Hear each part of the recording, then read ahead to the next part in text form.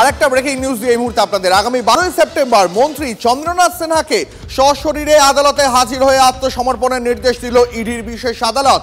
প্রাথমিক নিয়োগ দুর্নীতি মামলায় রাজ্যের কারা এবং ক্ষুদ্র কুটির শিল্পমন্ত্রী চন্দ্রনাথ সিনহার বিরুদ্ধে চার্জশিটে অনুমোদন দিয়েছেন রাজ্যপাল। বুধবার আদালতে এমনটাই জানিয়েছে কেন্দ্রীয় তদন্তকারী সংস্থা ইডি সূত্রে খবর 2016 থেকে 2021-এর মধ্যে চন্দ্রনাথের দুটি ব্যাংক অ্যাকাউন্টে 1.5 কোটি টাকা জমা পড়েছিল। কোথা থেকে এই টাকা তার ব্যাংক অ্যাকাউন্টে এলো তা নিয়ে মন্ত্রী কোনো যথাযথ তথ্য দিতে পারেননি, এমনটাই ইডি সূত্রে দাবি। এটা সম্পূর্ণ একটা তদন্ত এবং আইনের বিষয়, তো এই বিষয়টা এইভাবে কোনো মন্তব্য করতে পারবো না। এটা আমার মনে হয় চন্দ্রনাথবাবু এবং তার আইনজীবীরা যথাযথভাবে উত্তর দিতে পারবেন। কেন, কখন, কোন সময় কেন্দ্রীয় এজেন্সি সক্রিয় হয়, কোন উদ্দেশ্যে সক্রিয় হয়, এটা বাংলার মানুষ জানেন। তবু তদন্তের বিষয়, এ বিষয়ে সরাসরি রাজনৈতিক মন্তব্য এখন করব না।